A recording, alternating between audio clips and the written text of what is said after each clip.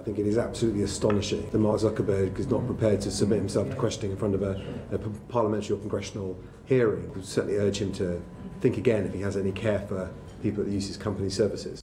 The social media giant seems to have reached a sudden and ominous crossroads. Tonight, Susan Ormiston gets valuable perspective on what could happen next from a European magazine editor and author who's written extensively on technology networks.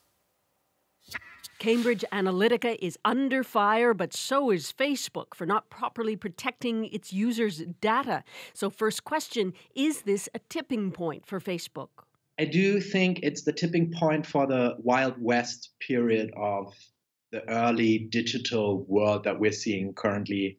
I think this is the beginning of a period where we will talk about owning our data.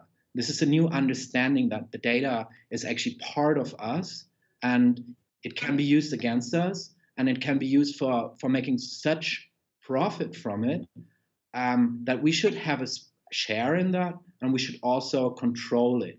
We have a basic responsibility to protect people's data, and if we can't do that, then we don't deserve to have the opportunity to serve people. Zuckerberg has said Facebook is making about 15 changes to the platform to further restrict data from abuse. And the company will be coming out with big announcements, he says, this year about transparency and content. So next question, how critical is this moment for Mark Zuckerberg? It's very much the decisive moment for Mark Zuckerberg. This is really about the people feel the lack of control they have and feel how easily they've been sold to outside forces and how nobody's actually really caring for them. And they understand that sharing is not caring anymore. It's a form of exploitation.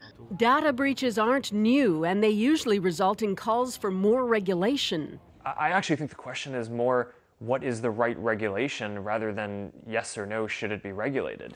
But new rules are like patches until the next breach occurs. Instead, what could the future of your data look like? People in the future will technically be able to control the flows of data.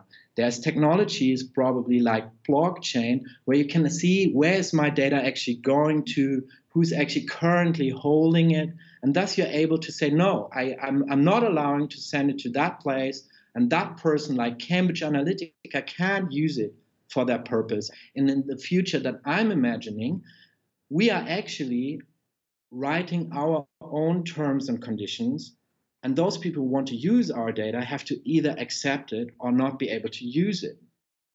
And Susan, both UK and US legislators would like to hear from Zuckerberg. What are the chances that's going to happen?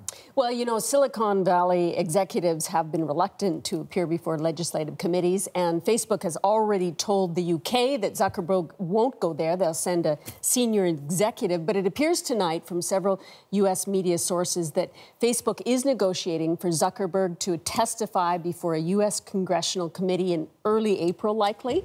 They're just deciding which committee. He's been invited to 3 and when. And the heads of Twitter and Google have also been asked to appear. Okay. Thanks, Susan. You're welcome.